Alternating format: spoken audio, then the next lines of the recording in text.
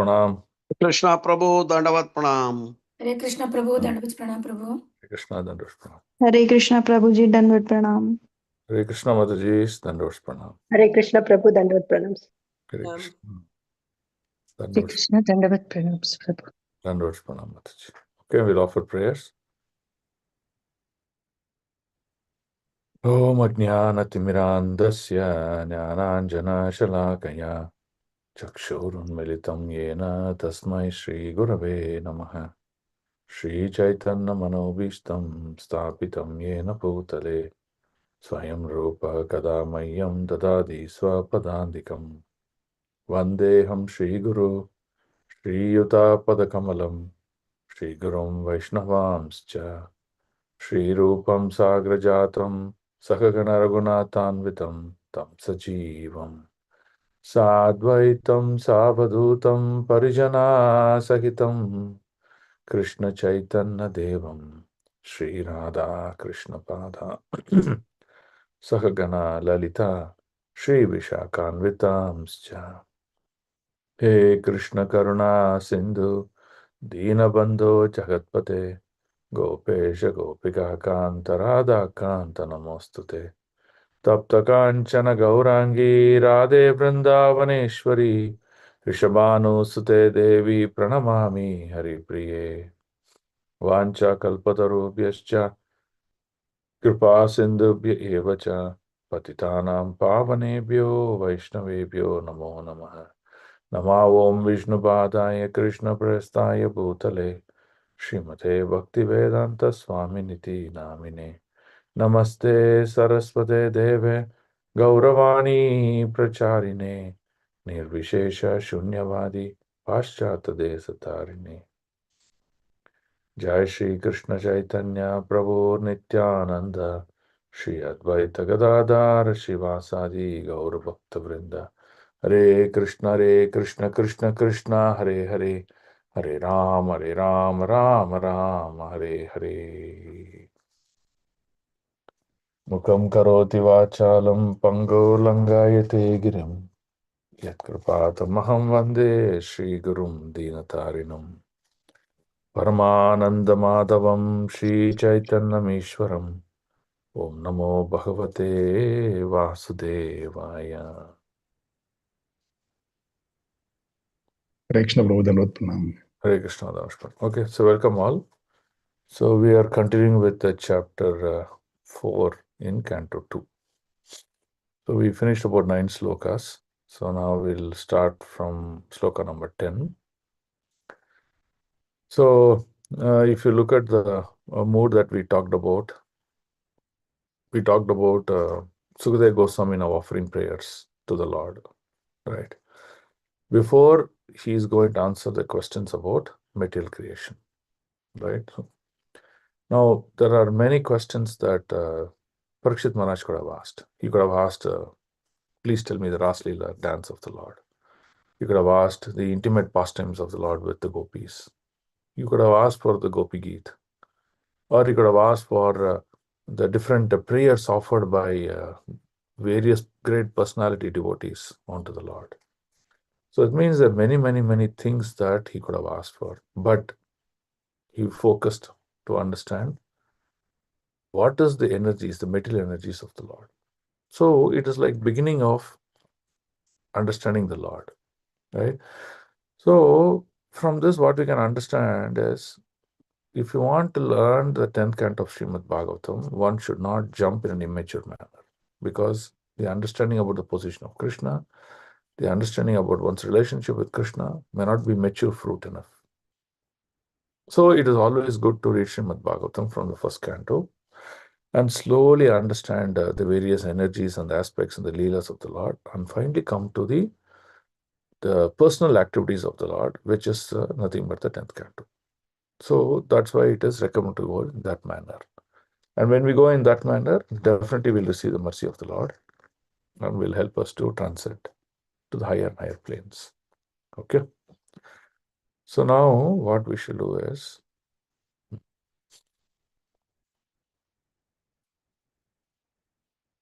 is the screen visible? Yes, Prabhuji. Okay.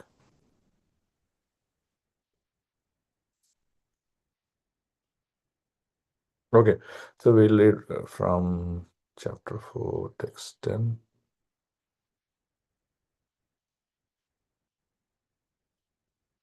Okay. Chapter 4, text 10, in continuation reading.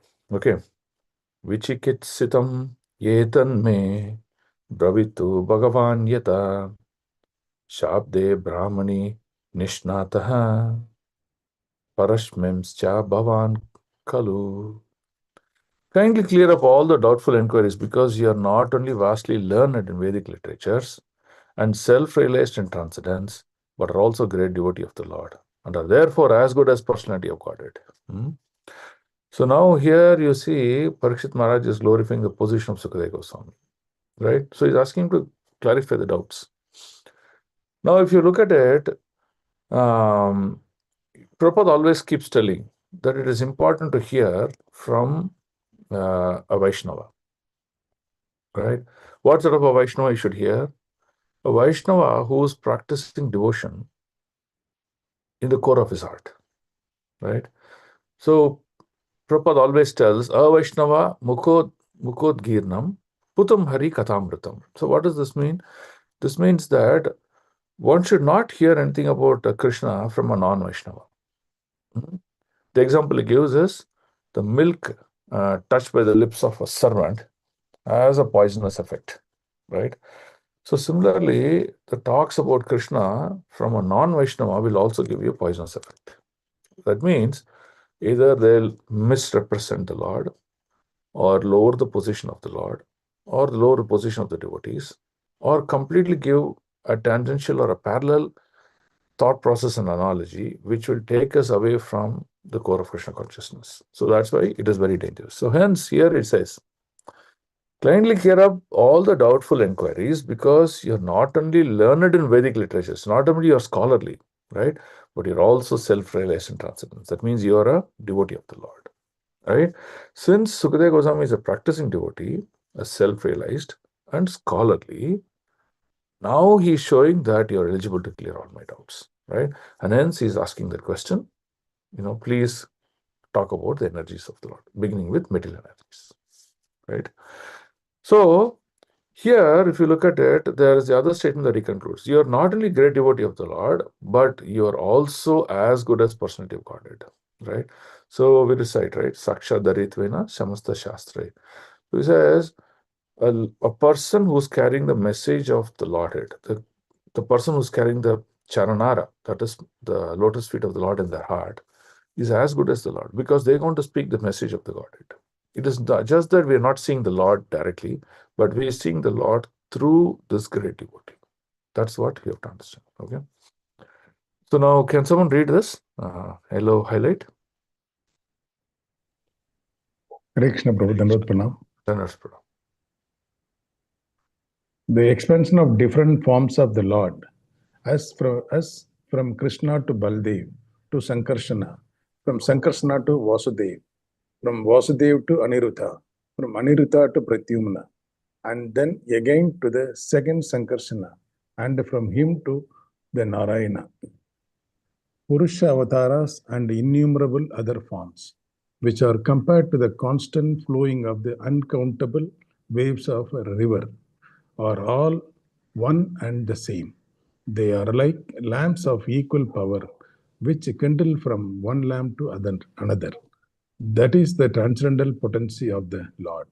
The Vedas say that he is so complete that even though the whole complete identity emanates from him, he still remains the same complete whole. Purnasya Purnam Purnasya Adaya Purnam Ahadaya Eva Purnam Eva Vashishyate. Vashishyate. Hare Krishna. Okay. So, since the Lord is Purnam and the Lord is pure, the qualities exhibited by the self-realized souls also will be pure. And taking darshan of taking shelter of such a personality is also Purna. That's what you have to understand of this. Okay. Now read here. Read this yellow. Someone else can read. Hare Krishna. Hare Krishna, Prabhuji. Yeah, read. This is easily understandable. The pure devotee, because of the Lord, declares in the Bhagavad Gita 18.54 that after surpassing the stage of knowledge, when one is able to engage in the devotional service of the Lord, then only can True one nature. know the true nature of the Lord. One cannot have any clear conception of the Lord, of his holy name, form, attributes, pastime, etc. Unless one is engaged in transcendental loving service, the stage of the Bhagavad Gita, and that one must first of all surrendered unto the Lord, being freed from all other engagements, means that one must become a pure, unconditional devotee of the Lord. Only then one can know him by the strength of devotional service. Hare Krishna. Very important, right? So he is easily understandable by pure devotees. Okay. So Lord declares in Bhagavad Gita 8.54 that after surpassing the stage of knowledge, one is able to engage in devotion service to Lord, then only can know the true nature of the Lord. That means if you want to know about the Lord, you hear from the devotees. You cannot hear from someone else. The knowledge of Gita and Bhagavatam are not information. It is statements of realization by great personalities.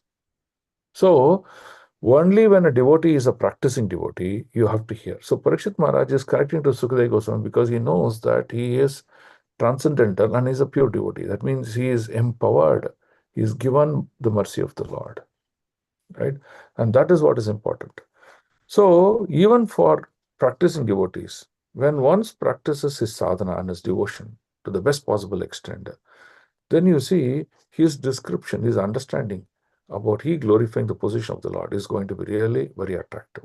Otherwise, you will see it is more, it may be great in presentations, in great in PowerPoint, and more colors and things like that, but you will see there is no, statements that touch the heart of personalities. So that's the important thing to understand here. Okay, now I'll read the pink. You see the more depth meaning. Maharaj Parikshit admitted in the previous verse that the Lord is inconceivable. Lord cannot be understood, even for the great learned scholars. Then why then should he again request Sukadeva Swami to clarify his insufficient knowledge about the Lord? The Lord is difficult even for great service, right? So, for example, in Kunti Mani, she says, even those rishis and munis who are offering prayers, and performing meditation tapasya, even for them to achieve that toe of the lotus with the Lord is very difficult. Why? Because the heart is not having devotion. The heart is having something else, and that's the point. So the reason is clear. Not only was Sukadeva Goswami vastly learned in Vedic literature, it is not about just we know the subject matter. It's not about someone knowing 100 slokas or 500 slokas, but he's also self-realized soul and a powerful devotee of the Lord. When a person is practicing devotion, he gets empowered by the Lord. That's the key. Now, what happens when empowerment happens? You see, a powerful devotee of the Lord, by the grace of the Lord, is more than the Lord himself. When the Lord empowers a devotee, he becomes so powerful that he becomes more powerful than the Lord. An example, Bhagavatam quotes example of Ramayana. See, in Ramayana, when the Lord wanted to cross Bharata, Varsh to Sri Lanka, he had to construct the bridge and then he had to walk, right? But Hanuman, who was devotee of the Lord, he did not construct the bridge, he just jumped. So you see how empowerment of Hanuman by Lord Ram gives immense strength, immense ability to go reach greater heights, right? Another example is Durvasa Muni. You know the pastimes of Durvasa Muni with Ambarish, right? So what happened in the case of Durvasa Muni Ambarish, when Durvasa Muni misbehaved, the Sudarshan Chakra came and wanted to attack Durvasa, right? But Durvasa could not be saved even by the Lord, only by Ambarish Maharaj, right? So you can understand that the devotee is so powerful that how Lord did not save Durvasa, went to the spiritual planets. He begged for the Lord. Oh, please save me. Lord said, no, I can't. I'm unable to save you. If my devotee, Ambarish, if he forgives, he pardons you, your life gets saved. So you can see the position of Ambarish Maharaj was greater than the position of the Lord, right? So that's what happens when there is pure devotion service. So now here he is equating Sukadeva Goswami in the same manner, right? Okay. So that's the understanding of that sloka. Okay. Now we'll go to the next sloka, 4.1. Suta uvacha iti upamantritto rajna gunanu katane harihi rishikesham anusmritya prativaktum prachakrame. Translation. Sukadeva Goswami said, when Sukadeva Goswami was thus requested by the king to describe the creative energy of the personality of Godhead, he then systematically remembered the master of senses, Sri Krishna. And to reply, he properly thus spoke. So, for example, Upamantrito. Upamantrito here refers to a request, right? Rajna means by Parikshit Maharaj, by the king. Okay. What is he asking? He is asking Gunanu Katane. Gunanu Katane means asking about some of the transcendental activities of the Lord. Whatever Lord does is transcendental. Whether he creates a material world or whether he creates a spiritual world, it is still transcendental. Right? So when he asked this question about Hari, the various activities and pastimes of Hari, what did Sukadeva Goswami do? He said he did Rishikesham Anusmritya. That means what? That means before he began to speak about the glories of the Lord, he immediately meditated on Rishikesha. Right? Now, Rishikesha is what? Rishikesha is a master of the senses. Right? Aniruddha is controller of the senses. So that means whatever body that we possess is Rishikesha, is the mercy of Rishikesha. So now he is remembering that Rishikesha. Oh, please help me to speak about you. Right? Now, this should be the quality of devotion. This should be the quality of a preacher. So that's why when a preacher is about to speak Srimad Bhagavatam or Bhagavad Gita or any transcendental subject connected to Lord Krishna, he has to offer prayers. And that prayers must be very deep. The prayers must be so deep that he is really humbly requesting that, oh Krishna, please use me as an instrument to speak about your glories.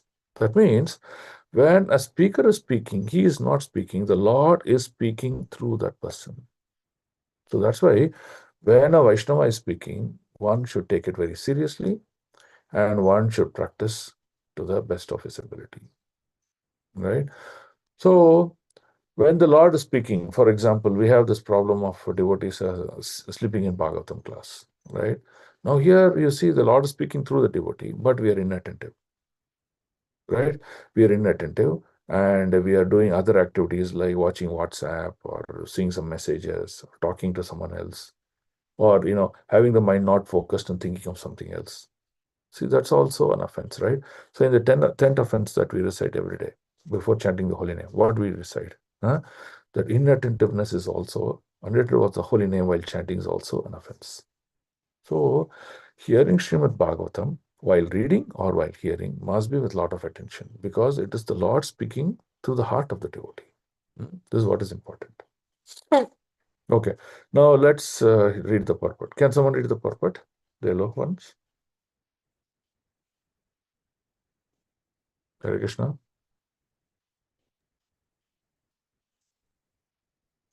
Hare Krishna Prabhu. Can I read, Prabhu? Please read. Please. Yeah. The devotees of the Lord, while delivering speeches and describing the transcendental attributes of the Lord, do not think that they can do anything independently. They think that they can speak only what they are induced to speak by the Supreme Lord, the master of the senses.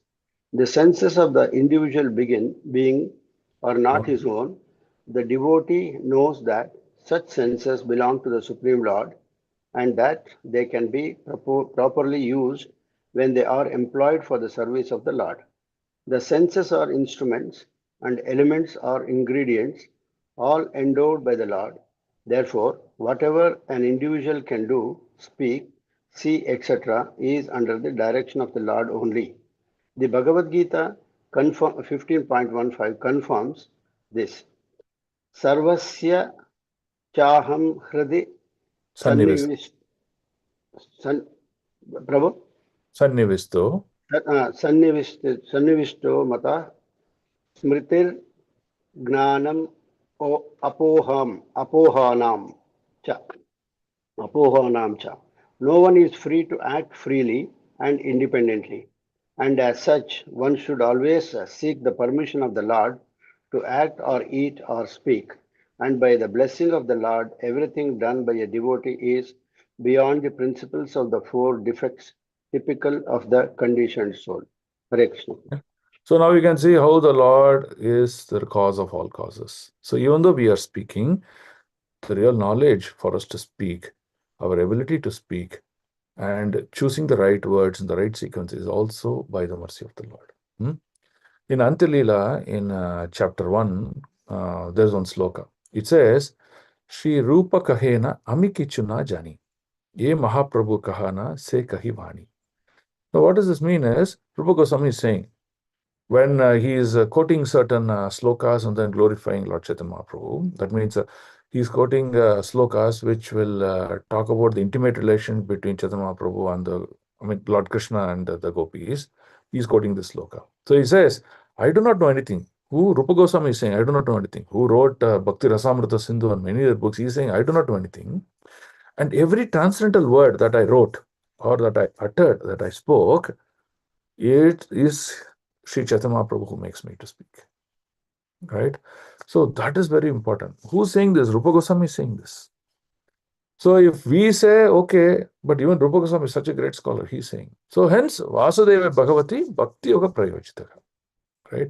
So it is that Vasudeva, by performing devotion service, he makes me to advance in knowledge and detachment. So engagement in Krishna conscious and application of devotion service must be done very, very carefully. If we do these things, with the detachment and then constant study of the scriptures, which helps us to make advancement in knowledge, then we result in self-realization. So that's the most important point that here he's talking about. Okay. So there is this sloka, no? There's one song also, no? This guy Gaura, right? So there is the second verse which will say, Grihe tako vane tako sada hari bole tako. Grihe tako vani tako sada hari bole tako. That means it is glorifying the position of devotion service. What it says, whether you're a sannyasi, whether you're a householder, Grihe tako vane tako. That's what it is. What a vanaprastha. Your duty is to perform devotion service. Sadahari bole tako. That means all the time you keep on practicing devotion service. Right? You keep on chanting the name of Lord Hari, Hari, Hari. And he says, do not forget this. Right? So when we do this, what happens? What about Sukha Dukha? That means the happiness and distress, you don't see any differences between them. You see all of them as mercy of Lord Chaitanya. Right? So that is the glory of devotion service. And one should practice it. And when we practice it, then what happens? He gets empowered. No, the empowerment does not mean, oh, Prabhu, he'll all become a great speaker. No. The empowerment happens such that whatever may be his consciousness, whatever path that he wants to tread, Lord will make him to succeed in that path. Right? So one may say, Prabhu, I want to be a great artist. I want to keep painting everything. So Lord will give that empowerment so that he can brilliantly paint excellent pictures, and that can represent the true nature of the Lord. And that's what is the power of devotion. That's what here, the purpose Prabhupada is writing. Okay, so now let's go to the next one. Right? So sensors are our instruments, are various, mechanical devices, right? For them to function properly, this brain and this body element should function. For the brain and other things to function properly, it should be mercy of Rishikesha. That's what it means. Okay. Now, 4.12. Shri Sukha Vacha Nama Parashmai Purushabhuyasya Sad Udbhavastana Nirodha Leelaya Grihita Shakti Tirtayaya Dehinam Antar Bhavayanu Anukalpasya Vartmane. Translation. So look at this meaning, this very, very meaning.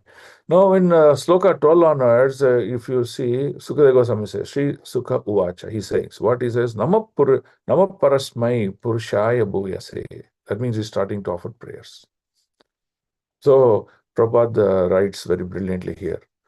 Generally when a class starts, we immediately have a tendency, oh Prabhu, that happened, oh Prabhu, this happened, in the last class we didn't understand this. Oh, I had some realization like this. So an interaction will start off, and the speaker is so enthusiastic about the subject matter, he straightway jumps and dives into the subject. So like that, in the first 10 slokas, questions of Parikshit Maharaj was so attractive that he immediately could not resist himself. He quickly answered all those questions. But later on he realized, oh, no, I have to offer my praise, because without the mercy of the Lord, without the empowerment of the Lord, I will not be able to speak. So we just did that discussion in the previous sloka. So Sukadeva Goswami is realizing that. And hence he is again coming here and he's saying, Namaha Parashmai Purusha Bhoyase. Right? Now he says, what does he say? Sukadeva Goswami said, let me offer my respectful obeisance of Supreme Personality Godhead, who, for the creation of the material world, accept the three modes of material nature. Grihita Shakti Tirtayaya Dehinam. Right? So he uses three modes of material. What are this? The mode of goodness, the mode of passion, the mode of ignorance. With the mode of passion, what does he do? He creates. He does Sarga and Visarga. Sarga is he does primary creation, Visarga is secondary creation through Brahmaji. Right? Then through the mode of goodness, what does he do? He maintains. He maintains for a period of time. Right? And through the mode of ignorance, he annihilates. Right? So that's what he says. He says, Grihita Shakti Tritayaya Dehinam. Okay. Then his complete whole residing within the body of everyone, and his ways are inconceivable. So he says, Anupalakshaya, inconceivable. Right?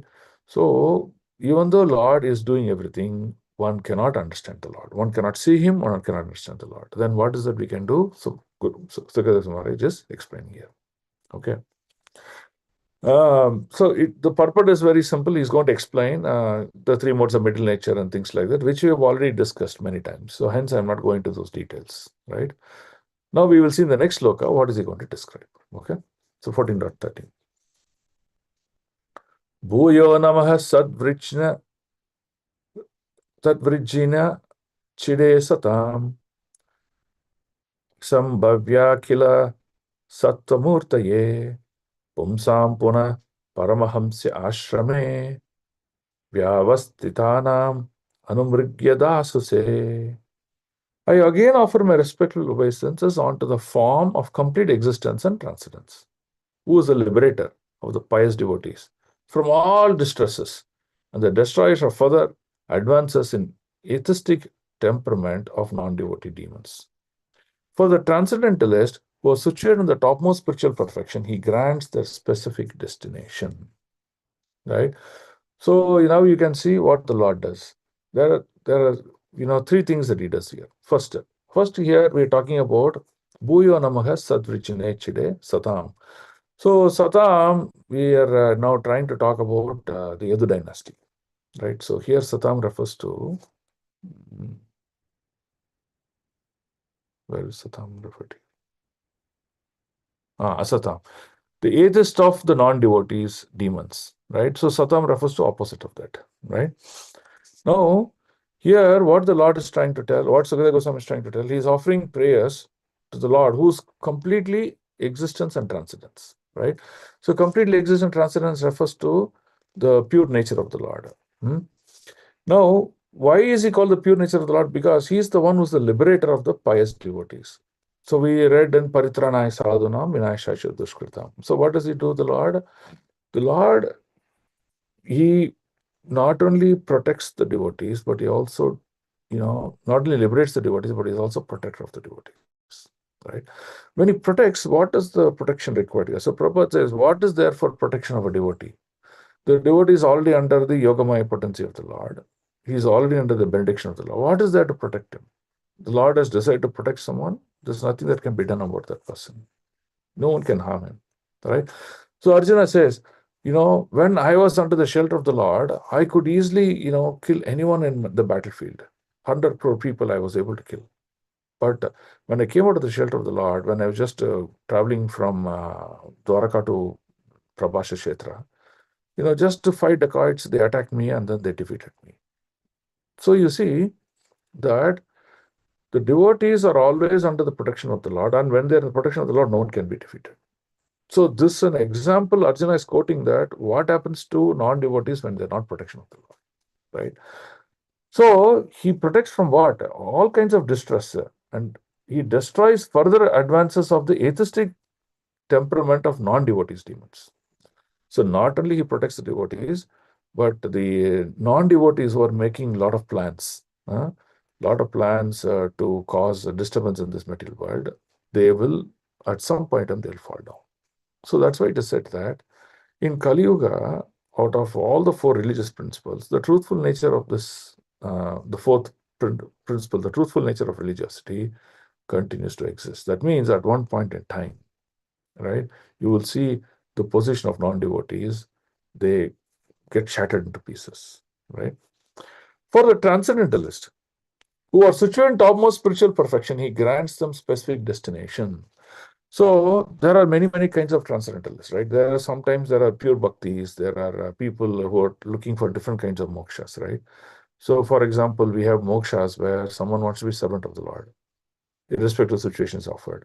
Some moksha is there where he can have the same position of the body of the Lord. In another moksha where he can live in the same opulence of the Lord, in the same place of the Lord. Like that, you see, there are different kinds of mokshas. And even in that mokshas, Lord says, according to the transcendentalist desire, I'll award them suitably. Right? Either it can be a destination in the Vaikuntha Loka or in the Goloka. So, what we practice, what is the state of our consciousness, how we deal with things is very, very important.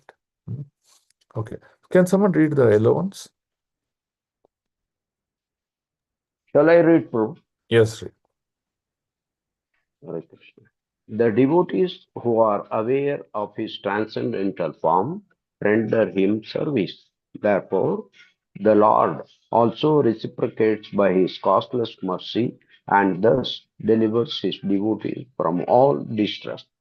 The pious men who follow the rulings of Vedas are also dear to him, and therefore the pious men of this world are also protected by him. Prabhu, I could not understand this sentence, Prabhu. You finish The reading, pi- Prabhu, then we'll take up the okay. question. The And empires. therefore, the pious men of this world are also protected by No, him. no, you have to read here, The, Prabhu. The the empires and the impious, non-devotees. yeah, the impious and the non-devotees are against the principles of the Vedas, and so such persons are always hampered from making advances in their nefarious activities. Some of them who are specially favored by the Lord are killed by him personally, as in the case of Ravana, Hiranyakashipu, and Kamsa. And as such demons get salvation and are thereby checked from further progress in their demonic activities. Just like a kind father, either in his favor upon the devotees or his punishment of the demons, he is ever kind to everyone because he is the complete existence for all individual existence. All Thank you. existence. Okay. So here he's talking about the beauty of the Lord. So the beauty of the Lord is such that how he takes care of his devotees and how he protects his devotees and gives them higher and higher positions. Of course, according to their consciousness. Right? In the fourth canto, when Lord Shiva appears in front of the Prachetas, Lord Shiva offers one great prayer. He says, in the fourth chapter, he says, Snigdha Pravrit Ganashyamam Sarva Saundarya Sangramam. Sarva Saundarya Sangramam. He says, Charvayat Chaturbahu Sujata Ruchiranam. Now, the meaning of this is very beautiful. It says, the Lord's beauty resembles a dark cloud during rainy season. Okay. But as the rainfall glistens means when droplets fall from the rain, right? Because of the sunshine, each droplet glows like a diamond. Okay. So he says every anga of the body is also like glistens. That means it glows like a diamond, right?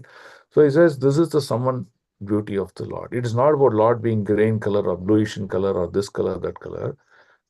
Every aspect of the color of the Lord is also glistening. That means is glowing like a diamond. He says this is the summon total beauty of the Lord. Now, what is this beauty of the Lord? We generally think it is external beauty of the Lord. No, the external beauty of the Lord, internal beauty of the Lord is same because he is completely transcendental. He is fully transcendental. So, which means anyone who connects with that beauty of the Lord, that quality of that same is also demonstrated by that person. So now the devotees who are in always service of the Lord also shine like a diamond, and they also get liberated. They also go back home, back to Godhead. Now, what to say? Now here, Lord says, right? For example, he took three examples of Ravana, Hiranyakashipu, and Kamsa. Now, what they were doing, of course, they were empowered by the Lord. Their strength was empowered by the Lord. And when their demonic activities became too much, the Lord said, "Okay, it's time." He killed them and he gave them one sort of liberation. What liberation? We'll see that later on. He gave them liberation. That way, he got relief to all the personality. That means you see how the Lord gives relief to all kinds of personalities from various situations at all point in time, right?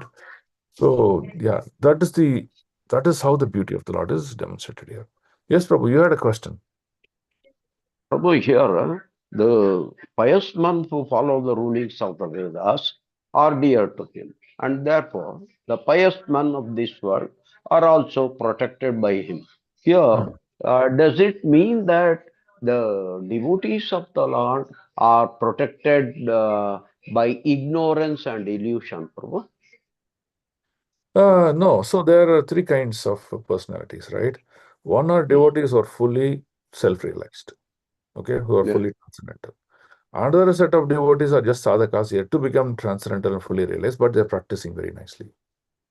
Okay.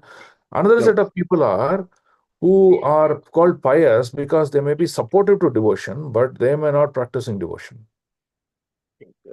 Okay. So like that, you can go many varieties of practicing or devotees or pious people. So here the sloka says Lord is protecting all the devotees of all nature and awards them the next destination accordingly. Okay. So for example, a fully self-realized devotee may reach the highest position in the Lord's abode. Okay. Now a sadhaka may be eligible to go back home, back to Godhead, and then engage in one of the primary rasas or secondary rasas and still, perform his duties and services. Right? But the pious man, he may get liberated or he may not get liberated, but at least he will be put into the path of liberation, the subsequent opportunities. So that's why it says Lord protects him also.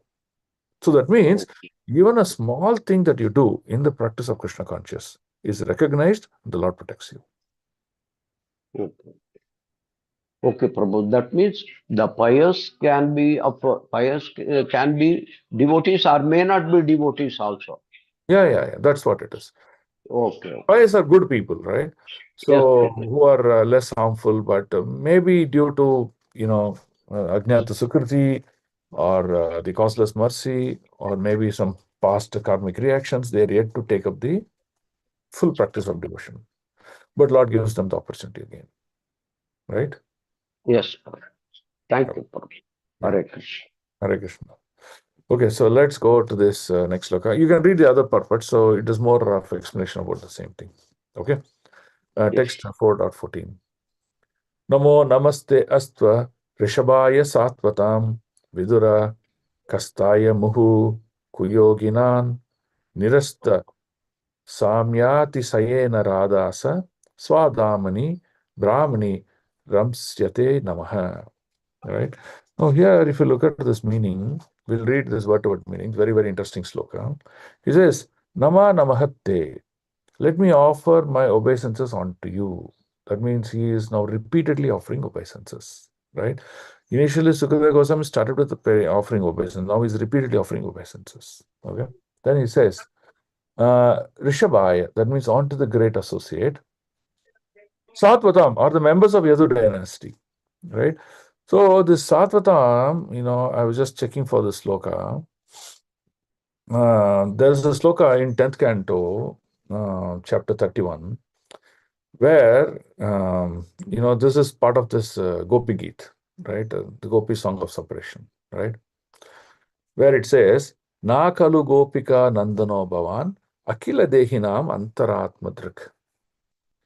So what does this mean? It means that you are not actually son of Gopi Yashoda. Who's singing this? The gopis are singing at Krishna, right? You're not actually son of Gopi Yashoda, no friend, but rather you're dwelling in the hearts of all the embodied souls as Paramatma. You're not. So they're trying to say, people will say, hey, he's son of Yashoda, right? He's just like you and me. No, you're not that alone. You're actually much more than that. You are the Paramatma who's sitting in the hearts of every living entity. That means the gopi is saying you're not living in other, in my heart also you're living, right? Now she says, because Lord Brahma prayed for you to come and protect us, you've just come into this dynasty, the Yadu dynasty, and you're glorifying this dynasty. Otherwise, you are someone beyond conception. People misunderstand you as an ordinary person, but you are not. You are someone beyond conception, right? So like that, the gopis are offering such prayers, right? So here the Satatam refers to personality in the Yadu dynasty, right? Okay. And then Vidura Kastaya is one who is far from mundane wranglers. So what is mundane wranglers? Mundane means people who are very, very grossly materialist, right? They're interested in making money, interested in material activities or bodily activities. There's no consciousness of thoughts of Krishna at all, right? So those are called as mundane wranglers, right? He says you're kastaya. Kastaya means uh, for people who are materialist in nature, you stay away from them. You keep maintaining distance from them. That means you don't offer them direct benediction. Okay? How do you offer them benediction? You may offer indirect benediction through the three modes of material nature. That means indirectly someone will act, just to accomplish their activities of their life. But for us, you act directly, right? That's what he says. Vidura kastai muhu kuyogina. Then it says, nirasta samyati sayena radasa. So what does this mean? It says, nirasta means vanquished. Samya means equal status. Atisayena by greatness. So here, what does it means is,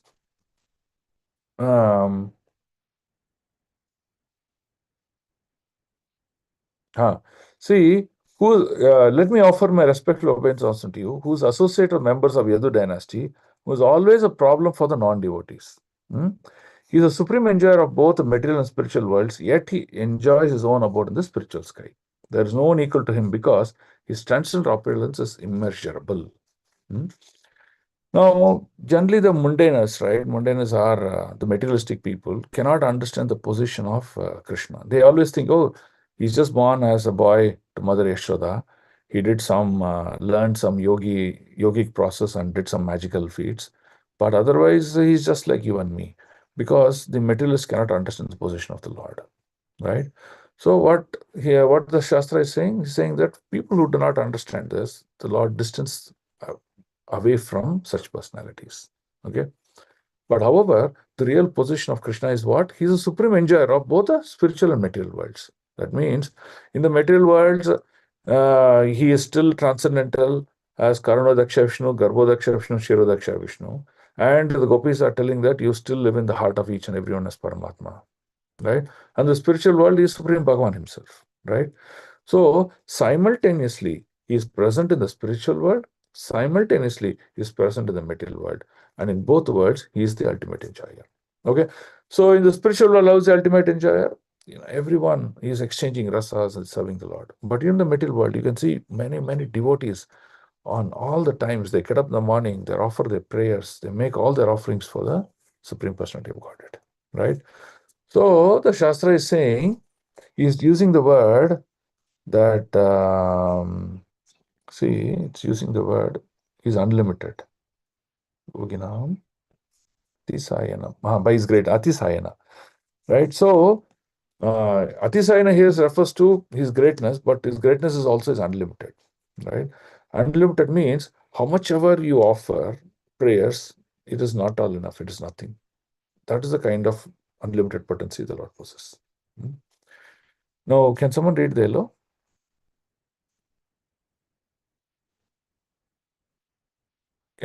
Please come forward to read.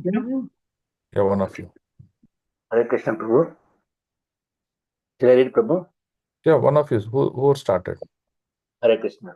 The mundanes have insufficient information of even the mundane sky. So, what can they think of the spiritual sky? Therefore, the mundanes are always far, far away from him, even if in the future they are able to manufacture some machine whose speed may be accelerated to the velocity of the wind or mind. the mundaners will still be unable to imagine reaching the planets in the spiritual sky. So the Lord and his residential abode will always remain a myth or a mysterious problem. But the devotees, the Lord will always be available as soon as an associate. Hare Krishna. So that's the glory of a devotee, right? So devotee will become an associate of the Lord. A non-devotee will never understand the position of the Lord, how much ever you tell him. Why? Because he is seeing the Lord as an ordinary person. He cannot understand the potency of the Lord. But the devotee will understand, oh, the Lord's potency in the material world, Lord potency in the spiritual world, how the devotees are interacting with the Lord, what kind of devotion, activities, everything that happens. He understands the pastimes of the Lord. He understands the intent of the pastimes of the Lord, right? So that's the difference between practicing devotee and a non-practicing devotee. Okay. So here in the sloka further, it is talking about Swadama, means it's talking about the spiritual abode, then it's talking about Brahmajyoti. We've discussed this many times. I just want to discuss this paragraph alone. Okay. This is a very beautiful one. Can someone read this? This is a very nice one. Someone read. Hare Krishna Dandat Pranam Prabhuji. One who is dazzled by the effulgence of the impersonal Brahmajyoti cannot know the personal transcendence. Therefore, in the Ishopanishad 15, it is prayed that the Lord shifts his dazzling effulgence so that the devotees can see the real reality. It is spoken thus. Hiranmayena patrena satya satyastitam mukham tattvam pushan apanam apavruno satya dharmaya drishtaye. O Lord, you are the maintainer of everything, both material and spiritual, and everything flourishes by your mercy. Your devotional service or bhakti yoga is the actual principle of religion, Satya Dharma, and I am engaged in that service. So kindly perfect me by Protect me. showing- Protect me by showing. protect me by showing your real face. Please therefore remove the veil of your Brahmajyoti rays so that I can see your form of eternal bliss and knowledge. Hare Krishna Prabhuji. Hare Krishna. So what it means is very simple. This Hiranyamayena Patrena. So Hiranyamayena Patrena means there is this bodily effulgence that comes from the body of the Lord. Okay. So for example, in this material world, you see, we need electricity in the night in order to illuminate our rooms or gardens or buildings or whatever it may be, or streets and things like that. Now in the daytime, we need the sun planet, right? The sun planet rays will come and illuminate each and everything. So only when there's illumination, we can see something, we can do performance activities, right? Now, this illumination also is considered to be mercy, life source, and also knowledge. Okay. Now, but what happens in the spiritual world? Spiritual world, this Hiranyamaya Patrina means this entire spiritual world, the Vaikuntha planets, are just illuminated because of the presence of the Lord, right? So there is nothing called as a sun that needs to come and illuminate. There's nothing called you need electricity and illuminate, nothing. All the time, the planets are well lit and well illuminated. Why? Is because of the sun ray, the effulgence that comes out of the body of the Lord. Okay. Now, the people in the spiritual planets, they can see Lord as Bhagavan because they've gone through all the barricades of non-devotion services, barricades of mundane thoughts. And they come to the pure platform devotion service where they can see the relationship with Krishna. And hence, this effulgence of the Lord does not obstruct their vision that's seeing the Lord. Okay. But people who are non-devotees are still partially realized people, or still not fully realized personalities, or non-practitioners. They can't see the Lord. They just see the Lord from the material angle. And for some people who are a little bit advanced, they can see the effulgence, but they can't see the Lord. The effulgence also still obstructs, right? So that's what Sukadeva Goswami is glorifying. He's glorifying the real position of the Lord. What is the position of the Lord in the material world? What is the position of the Lord in the spiritual world? Right? Like that, he's glorifying. After glorifying, what he's doing? He's doing repeated obeisances onto that lotus feet of the Lord. Okay. So the conclusion is what? The conclusion is, if our devotion fructifies to become pure and pure, if there is a instant, heartfelt reaction to take the beads and chant the holy name of the Lord, when there is Krishna Anubhava, that means you want to experience Krishna in your heart. All those qualities, when it is done with greatest enthusiasm, you can see devotion fructifies in the heart. And that as an empowerment from the Lord. And that is when you can demonstrate this. Okay. Okay, sloka number 15. Very brilliant sloka this is. He says, Yat kirtanam, yat smaranam, yat ikshanam, yat vandanam, yat shravanam, yat arhanam. He says, who? Yat means whose. Whose kirtana means whose glorification. Kirtana means to glorify. That is to tell about the glory of the Lord. That's what it says. Whose glorification. Whose smaranam. Smaranam is to remember. Right? Who's constantly remembering the Lord. Right? Then he says, Yat ikshanam. Ikshanam means audience. Audience refers to worship, darshanam. Right? Who is wanting or desiring for darshan of the Lord. Then he says, Yat Vandanam. Yat Vandanam means offering prayers, right? When we say Guru Vandana, what are we doing? We are offering prayers to Lord Guru. So, Guru Vandanam. Then it says, Yach Shravanam, right? Here, Shravanam means Shravanam. Shravanam is to hear about the Lord. Then, Yat Arhanam. Arhanam means who wants to worship the Lord, right? You're doing morning arati, right? You're worshiping that worship, right? So anyone who does any of these 6 things, he's talking about 6 important things, then what happens to him?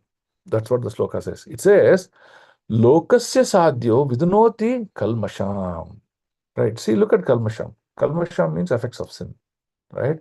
Then in lokasya means of all people, sadhya, forthwith, vidunoti specifically cleanses. That means whatever anarthas we have in our heart, whatever evil thoughts that we have in heart, whatever material consciousness that we possess in our heart, for all the people in this entire loka, whoever it may be, kalmasham. That means the effects of the sin are completely eradicated. When you do yat kirtanam, yat smaranam, yat ikshanam. That's what it says. Then you see this tasmai subhadra sharveshahe namo namaha. That means he is just, you will see this line in all the slokas, the subsequent slokas you'll see, he is offering prayers again and again, right? So, Sukadeva Goswami, before speaking Srimad Bhagavatam, that means the next set of questions before he's answering, how is he taking shelter of the Lord? How is he keeping Lord in the forefront? And then, by the mercy of the Lord, speaking through the mercy of the Lord, acting as an instrument in the hands of the Lord, speaking Srimad Bhagavatam. Right? So, now we can understand this real position. Okay. Now, he said Yat Kirtanam. Right? So, who can give a good example of a devotee who demonstrated good Kirtanam seva? Give me an example of a devotee who did Kirtanam and perfected his life. Prahlad Maharaj Prabhu. Sukadeva Goswami. Sukadeva Goswami. He is now speaking Srimad Bhagavatam. That's the best example you can give, right? So, what does Krishna says for Kirtanam or any of these characters? He says, Naham tishtami vaikunte yoginam hridayeshuva. Right? Then he says, Tatra tishtami narada yatra gayanti madbhakta. So, what does he say? I don't live in Vaikunta. I don't live in the heart of yogis who are just doing meditative postures and performing some Ashtanga yoga and things like that. Where do I live? I live in places where devotees are talking about my glories and practicing devotion unto me. Yatra gayanti madbhakta. So, Kirtan is so powerful. That means when Sukadeva Goswami spoke about Srimad Bhagavatam Parikshit Maharaj, it is not just the number of people who are sitting in the audience there. It is also all the Devatas, they came to hear about that. But also the Lord is present there, hearing about his own glories. That's the position of Kirtanam. Right? Okay. Now, Smaranam. We'll talk about Smaranam. Who can tell about Smaranam? Give me one example of it. Huh? Prahlad Maharaj. Smaranam is Prahlad Maharaj. Very good, correct. Because he meditated on the Lord so much. He kept on meditating on the Lord so much that, Hiranyakashipu sent one of the most powerful elephant to trample him and kill him. The elephant could not trample him. He threw him into the ocean. He didn't die. He put him among the snakes. He couldn't die. He tried to ignite fire through his sister, but Prahlad Maharaj could not. His sister got, Hiranyakashipu's sister got, burnt into ashes, but nothing happened to Prahlad Maharaj. Right? So, if you read this sloka in Canto 1, in Canto 1, the slokas say something like this. It says, Karma Granthi Nirbandhanam, right? Karma Granthi Nirbandhanam, it says, what does it mean is, it says that whoever performs these 6 acts of devotion, right, he gets the knowledge. With his knowledge, he cuts through all his material knots. He cuts through his karma just by remembering the personality of Godhead, right? So that's the power of Smaranam. Okay, so by constantly doing Kirtanam and Shravanam, that means hearing about the glories of the Lord, and speaking of the glories of the Lord, one will do Smaranam. Smaranam means to remember the Lord at all times, right? So that is the real position of Shravanam. Okay. Then what we shall do is we will take the third one, Yad Ikshanam. Okay. So what is Yad Ikshanam? Ikshanam means who wants to take darshan of the Lord. What really deciding? Somehow I want to see this Lord in this world, right? So who can you give the best example for darshanam, seeking darshanam? Brahmana Patnis, Prabhu. Brahmana Patnis, okay, excellent. Now in Brahmana Patnis, what happened when after they gave, the Mahaprasad to the Gopakumaras, they understood that somewhere in this place Krishna is present, right? So what they did, they said, okay, let's leave the house, the back door, and go reach that place, follow this Gopakumaras, and then we'll see Krishna there, right? But at the time, one Brahmana Patni is telling that, oh, it is very risky. When we come back, if our husbands come to know, they may, beat us very badly, or they may even reject us and throw us out of the house. So are we ready to take the risk? But all the Brahmana Patnis say, yes, we don't care. We want to take darshan of that person, right? So hence they went to see Krishna. Because until then, they've only heard of Krishna, and now they're really doing darshan of the Lord, right? So they went. Okay. Four Kumaras, Prabhu? The 4 Kumaras, no, they didn't desire for darshan of the Lord. They only moved from impersonal to personal. Prabhu, Parikshit Maharaj, Prabhu. Parikshit Maharaj, fantastic example, right? When he followed the instructions of Narada Muni, what was he doing? He gave the Sheshashayi Vishnu. He gave the example of Sheshashayi Vishnu, and he told how Sheshashayi Vishnu will look like. Then Parikshit Maharaj took the clay from the border of the river oceans, and then with that mud and clay, what did he do? He made a nice rupa, right? And with that, he wanted to take darshan. And his desire was so much. What did the Lord do? The Lord manifested. He manifested as Bhagavan, the same form that was there in the heart of Prahlad Maharaj, Dhruva Maharaj. He manifested in that form there, right? And that form is the Sheshashayi Vishnu, which is called Prishnigarbha. Okay, very good. Krishna Prabhu, Srila Prabhupada.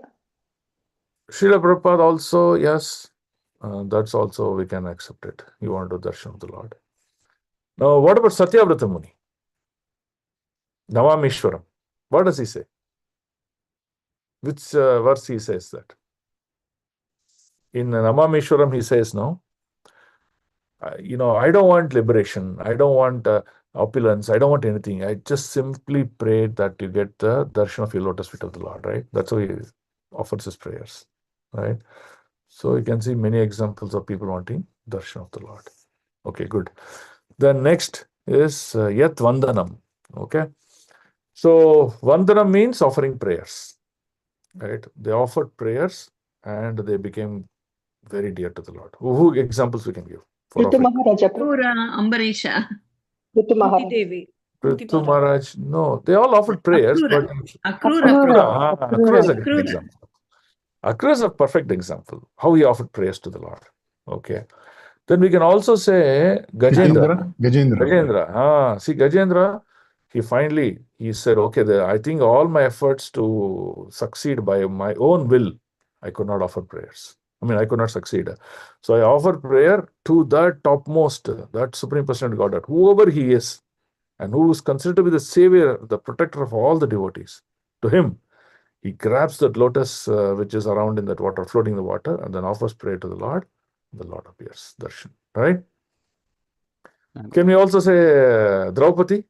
Yes, Draupadi. Nagapatni is Prabhu. Nagapatni is okay. So again, lots of examples are coming. Okay, great. Then it says Yach Shravanam. Okay, so Parikshit who got Maharaj. Parikshit? Very simple answer. He is now hearing. He is hearing from the glories of Sukadeva Swami. Best example is Parikshit. And by hearing, he got liberated. So actually, in the 12th canto, if you read, there is one beautiful narration has been given. What it says, after the entire narration of Srimad Bhagavatam was completed, all the audience were eager now. What will happen now? Bhagavatam is completed, Shapta Bhagavata is completed. Sukadeva Goswami has narrated the beautiful pastimes of the Lord. Parikshit has heard completely and his consciousness has changed. Now what will happen to Parikshit? Right? But Sukadeva Goswami said, my duty is over. What will happen to him is something between him and the Lord. My duty is over. My duty is to give the glories of the Lord. And he just walked away. But Parikshit, who's sitting there, he is not afraid of Takshaka anymore. Takshaka is the flying poisonous snake. Anytime he's going to come and bite him. He's not afraid of it anymore. He's just sitting in his meditative posture, meditating on every aspects of the qualities and the pastimes and the leelas that was demonstrated and spoken by Sukadeva Goswami. He's just playing that again and again in his heart, meditating on that Supreme Lord. Even before Takshaka came to bite him and throw that fire on him, Lord liberated Parikshit Maharaj out of his body. Right? So it's just that external gross body that Takshaka burnt. But Parikshit, even before that, he got liberated, went back home. That's the beauty. That's the beauty of Shravanam. Right? But Shravanam also must be done in a very careful, attentive manner.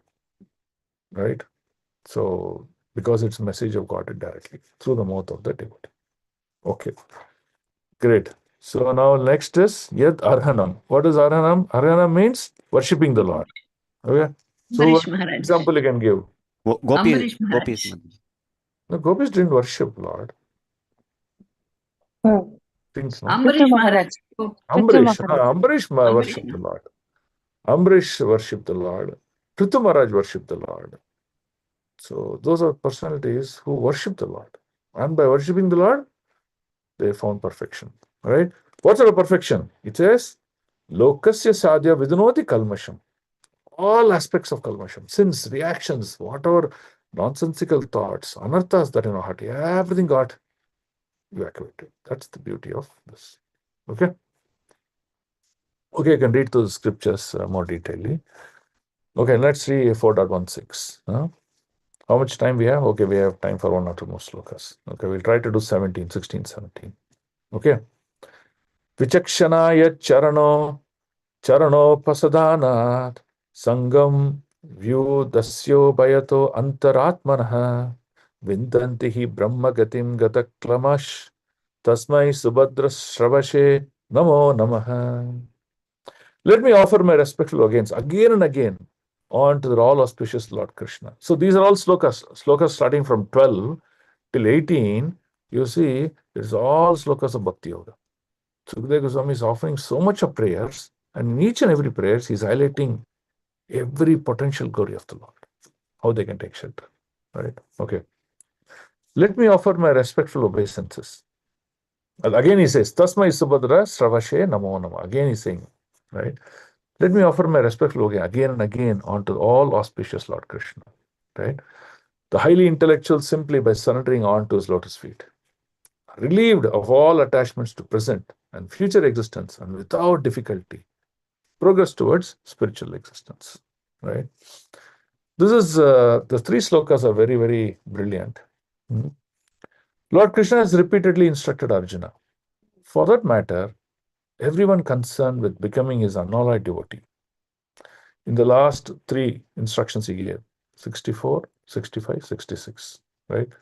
I'm sure all devotees know these three slokas. Sarva Guhya Mata Bhuyaha Shrinumeya Paramam Vachaha Isto Asmemi Dradam Iti Tato Vakshyami Iti Hitam Manmana Bhavamat Bhakto Matyajimam Namaskaru Mamevaishyasi Satyamte Pratijane Priyoshime Sarvadharman Pariktajya Mamekam Sharanam Vraja Aham Tum Sarva Papyabhyo Mokshaishami Masyaha.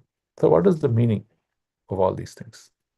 It says, the Lord is telling how dear are my devotees and what they do in the process of devotion. They completely get detached out of this material activities and material world. They may be present in this material world, but they're fully detached. That means an activity in the material world, it may be good for us, it may be troubling to us, or it may be happy, it may be enjoyable. They do not cause disturbance to the devotee. He never cries, he never laments, he never whines about those problems. He's always in the state of happiness because his mind and consciousness is serving the lotus feet of the Lord. So he's talking about detachment. Now, you look at this sloka also. In Sarva Dharman Parityaja also what Krishna is saying, leave all kinds of religious prescribed duties as your duties you think you need to do. No, not required. What you need to do? Sharanam Raja. We also talked about Madhavendra Puri pastimes in the last class. What did he say? Madhavendra Puri said, oh, I am not interested to follow, to keep Shraddh for my father. I am not interested to keep, do Trikala Sandhya Vadana. I am not interested to do many. So he goes on by saying, I'm not interested, but I just want to do my Shravanam and Smaranam. That's what he said, right? So similarly, he says, Krishna says, once you've taken shelter of me, if you're always in remembrance of me, these 6 things that we talked about in the last sloka, if you're doing any of those things, he says, Mokshashami Masuchaha, he says. What is Masu? Don't fear. I'm going to give you, here Masuchaha means I'm going to protect you and liberate you at the end of this life. So do not worry about all those things. Do not worry about sarva papyabhyo that I've done in my past lives and in the current past time periods. Don't worry, I'll wipe them out. That is the power that the Lord is giving.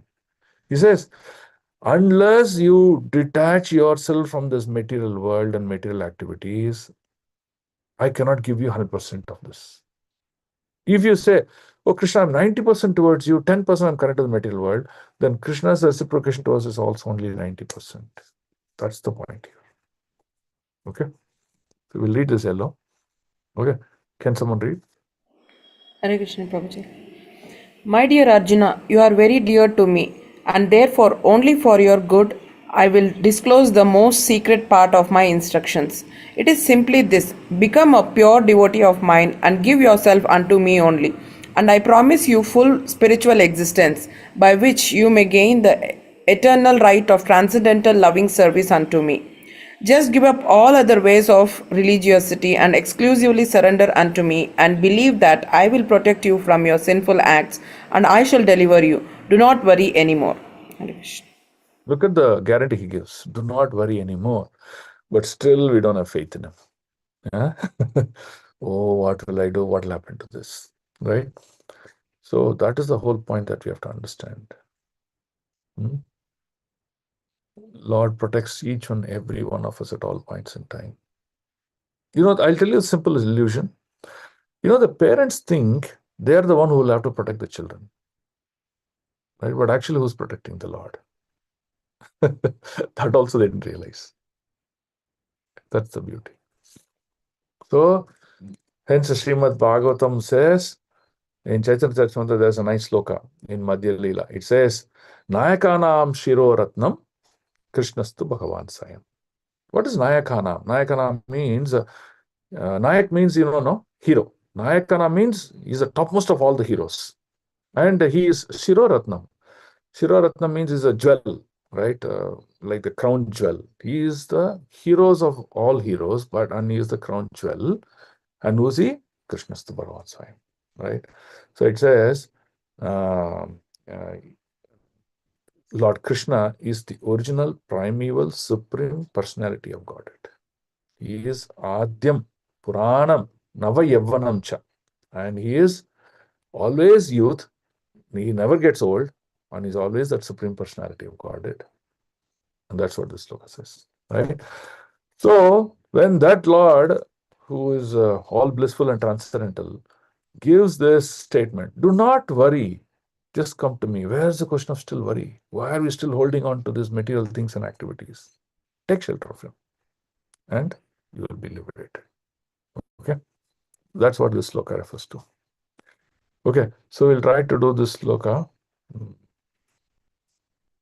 Okay, so this one sloka we'll do and then we'll end the class. Okay. Tapasvino danaparo yashasvino manasvino mantravida Sumangalaha Shemam na Vindanti Veena Yadarpanam Tasmai Subhatra Sravesha Namo Namaha. Translation.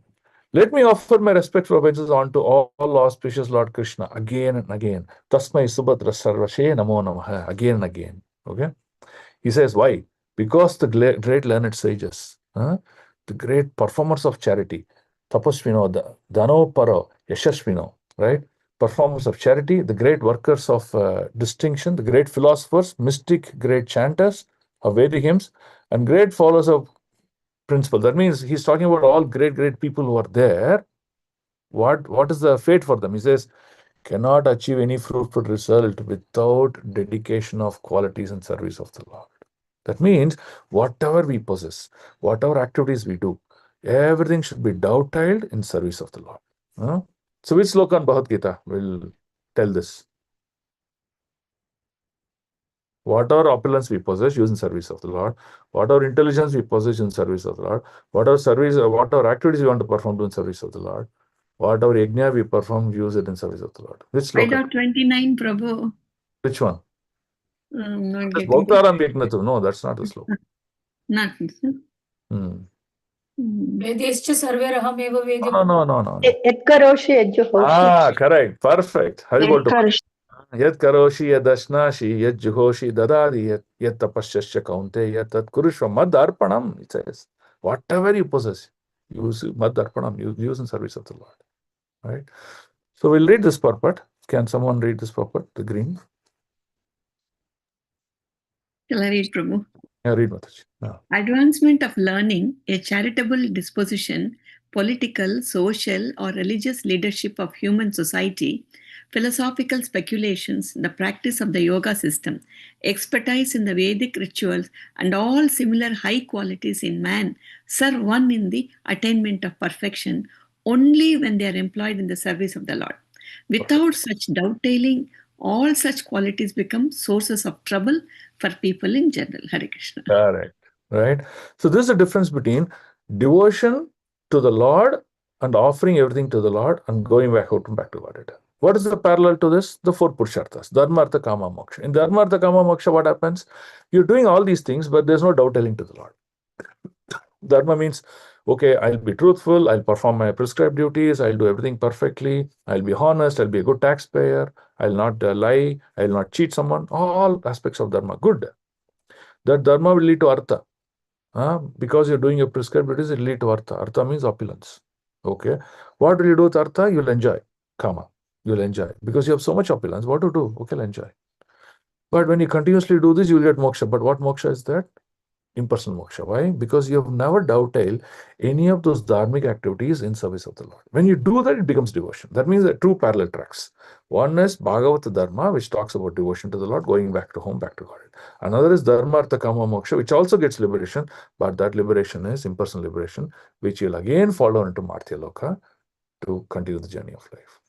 So, how devotees are superior to people who do not dovetail their activities in connection to the Lord. So hence, you see, the devotees are always glorious because they're in shelter of the Lord. They will talk about Krishna at all points in time. Whatever the Shastra says from the mouth of the Lord, he will follow them. Nothing else. Right? So let's all become good sadhakas And let's all dovetail all our thoughts and consciousness in service of the Lord at all points in time and get the mercy of the Lord. And that's the importance aspect of devotion. Okay? Any activity that you do independent of devotion is not a recommended method. So please try to be cognizant of that fact and slowly avoid them, and you will perfect your life. Okay? So, sloka number 18 will conclude Sukadeva Goswami offering prayers to the Supreme Personality of Godhead, where in each prayer he is talking about one glory of the Lord. Right? And after 18, he will begin to speak about the first set of details. The first set of details is talking about Sarga and Visarga. So what is Sarga? Sarga means creation, which is directly done by the Lord. That is called primary creation. Visarga is secondary creation, right? So for example, Lord created the spiritual planets, right, directly. Yeah. So for example, in the material planets, Lord, did create Brahmaji and empowered Brahmaji to create the other aspects of material world. So, for example, the material planet also, the Karna Daksha Vishnu, when he breathes, an anda is formed. That means Sarga, right? In Garbho Daksha Vishnu also, Lord is on the, on the Garbha ocean, and then he's creating Brahmaji. That is Sarga. But now he's empowering Brahmaji to create the other aspects of material nature, and that is Visarga. Right? So we'll now spend some time to understand Sarga and Visarga, and then we'll get into more technicalities as we go into next chapter and next chapter onwards. Okay? So my request is, sloka number 12 to 18 is all about devotion, where Sukadeva Goswami is offering prayers, and he is exemplifying each and every quality of devotion service. Very, very important in our practice of devotion. So I request all of you to read the sloka and the purport fully in detail before you come to next Saturday's class, because the devotion should be very clear in your hearts. Okay? Lots of examples Prabhupada has given. Please read through them. Okay. Yes, Mataji, you had a question? Prabhu, you were telling about the Dharma, the Kama Moksha, and then attaining the liberation. That is impersonal. That part, can you just repeat once again, Prabhu? Mataji, there is Bhagavata Dharma and Purusharthas. Okay. In Bhagavata Dharma, what you do, you dovetail everything in your life in loving service of the Lord. And you do those 6 things. What are those 6 things we talked about? We talked about, no? Shravanam, Kirtanam, Maranam, Archanam, Vandanam, Dasyam, Sakyam, Atmanivam, all those things, right? You do these devotion, but all these 9 aspects of devotion are directly at the lotus feet of the Lord. Right?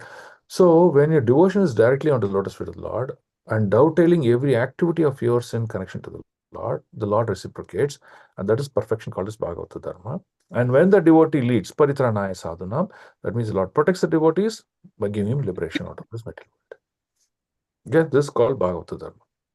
But there's also the other Dharma, what many of these pious people are following, are people who are impersonalist in nature, people who do not understand the personal form of the Lord, who does not understand the leelas and the activities of the Lord. They follow this Purusharthas. What are these Purushartha? The 4 arthas, right? Dharma, Artha, Kama, Moksha.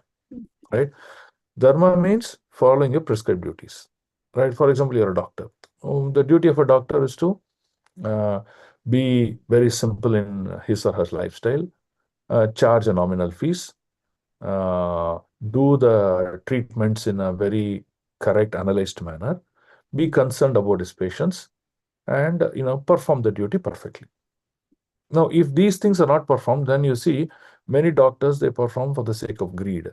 They want to make more money, what is unacceptable practices in which that the patient may suffer. Either he may suffer by paying excessive fees, or he may pay because of wrong treatment or medical conditions, right? So you can see that doctor here is performing her or his duty very nicely. When he does the duty very nicely, he's been awarded the opulence, right? The opulence mean either money or popularity or good health, or in some way or the other the artha is given. And this person, the living entity, enjoys that artha. Okay? When he enjoys that artha, it becomes kama. But in kama, what happens? He enjoys for himself. He is the self-centered. Oh, I did all these things, so it's time for me to relax, to enjoy, to get the benefit, to become fruitative in mentality. He gets that enjoy. So when he does this, dharma, artha, kama, that is the trivargya, The end result at the end of his life, he will get moksha. Moksha means here that moksham refers to negation of birth, death, old age, and disease. That means I'm not going to suffer anymore in this Parthiya Loka. So he may either go to higher planets or Swargaloka or somewhere like that, or he may get impersonal liberation. But in the both cases, you see his liberation is incomplete. Right? At some point in time, he has to come back to do this important process, what is called as devotion unto that Lord. That is when his liberation will become perfect. That's the comparative understanding. Thank you so much, Prabhu. Dandavat Pranam. Okay. Okay, good. Any other questions that people, devotees have? For the dovetailing of activities towards Lord Krishna, Prabhu, one example which I could remember was for Krishna Janmashtami, in and around the people who may not be devotees also, they are inclined to see the Lord that particular day, no Prabhu. So that also is an example, no Prabhu. Yeah, that is darshanam. They want darshan of the Lord, right? When they get the darshan of the Lord, they will get some mercy, and that mercy will make their life successful. They will get liberated. Yeah. Yes, Prabhu. That's why festivals are very. And that too, what happens in festivals, especially, what happens? The Lord says those are special days where I expand my mercy 1,000 times, 10,000 times, like that. That means when you participate in the festival and perform some service directly, indirectly, in whatever capacity it may be, you become the recipient of that expanded mercy of the Lord. That's why festivals are very important. Right? So always Prabhupada insisted on festivals, and that too when we fast on those festivals, when we take up austerities on that festival, we become direct recipient of that expanded mercy of the Lord. So that's why it's important. Thank you, Prabhu. Hare Krishna. Yeah. Hare Krishna, Prabhu. Dandavat Pranams. Prabhu, this Dharma is standing on one leg in Kali Yuga, that is truthful, no, Prabhu. Yes, so yes. I was always thinking, where is the truth now? But you said something very nice, Prabhu, that truthfulness of religiosity, something like that. Can you please expand and tell? No, I just concluded that ultimately truth will prevail. Ultimately, okay. It is not present. The Lord will vanquish the future plans of demons and will cut. For example, the Lord, in the example that we read, Lord killed Hiranyakashipu, Ravana, and Kamsa. Why? Because they were causing so much of disturbance and tribulations to the people. So by killing them, he once again re-established peace and harmony in the lives of the personalities. Oh, yes. So, similarly, how do we understand this? These demonic people, they keep putting plans for, posing difficulties and torture of people in this world. But it will end. Yes. It will end by the plan of the Lord, and if it ends, it gives, soothing harmony for the people. But that will end, so that is applicable in the three yugas, Satya, Treta, and Dwapara Yuga. But in Kali Yuga, it is applicable only during this first time of this golden age, during Chaitanya Mahaprabhu's causeless mercy. Beyond the golden age, this truthfulness also will fall down. Yes. So now there is some truth, but it's going to fall there'll down. be some hope. There is hope. Okay. You may fall down, but there'll be hope. You may fall difficult, but there'll be hope. That's how it is. Wonderful, Prabhu. Thank you so much. Satyameva Jayate. That is. Yeah, Satyameva Jayate is coined without understanding the position of the Lord. But if you understand the position of the Lord, this is what it means. Thank you so much. Hare Krishna. Hare Krishna. Thank you, Prabhu, for the affirmation. So when you use the Satyameva Jayate, at least maybe at the end of 10 years or 20 years something, the leaders saw, the truthfulness became victorious. Yeah, it's good. But at the end of this golden period, you'll see when that situation also won't happen. The mercy is withdrawn. Yeah. Yes, Prabhu. Thank you so much, Prabhu. Thank you so much. Yes. Any other questions? Are we done? Prabhu, some say truth can be delayed, cannot be denied like that, Prabhu. Is it only... yeah, that's a lawyer statement. Lawyer statement, Prabhu. Okay. Yes, Prabhu. Thank you. Thank you. Okay. Okay. Thank you for all your wonderful association in the morning. It was my good luck that I'm taking association of all of you and discussing this transcendental subject. So it's always glorious to be among devotees and discuss topics of Krishna, Katha and Krishna Amrita. Okay. Grandhara Srimad Bhagavatam ki jai, Srila Prabhupada ki jai, Gurudev ki jai, Nitai Gaur Premanande. Hari Hari. Vatarubhyascha kripa sindhubhyeva cha patitanam pavanebhyo vaishnavebhyo namo namaha. Ananta Koti Vaishnava Vrinda ki jai. Vaishnava Thakur Srila Prabhupada ki jai. Thank you. Sat. Thank you. Hare Krishna. Thank you, Krishna. Hare Krishna, Prabhu. Thank you, Prabhuji. Hare Hare Krishna, Prabhuji. Dandavat pranam. Hare Hare Krishna. Krishna, Dandavat Pranam. Thank you very much. Hare Krishna. Hare Krishna, Hare Prabhuji. Krishna, Prabhu. Hare Krishna, Hare Prabhu. Krishna, Dandavat Dandavat Pranam. Pranam. Thank you, Prabhu. Hare Krishna. Hare Krishna, Prabhu. Dandavat pranam. Hare Hare Krishna, Krishna. Prabhu. Thank you, Prabhu. Dandavat pranam. Dandavat pranam, Mataji. Hare Krishna, Prabhu. Dandavat Pranam. Hare Krishna, Dandavat Pranam, Prabhu. Hare Krishna, Dandavat Pranam, Prabhu. Hare Krishna. Dandavat pranam. Krishna Dandavat Pranam.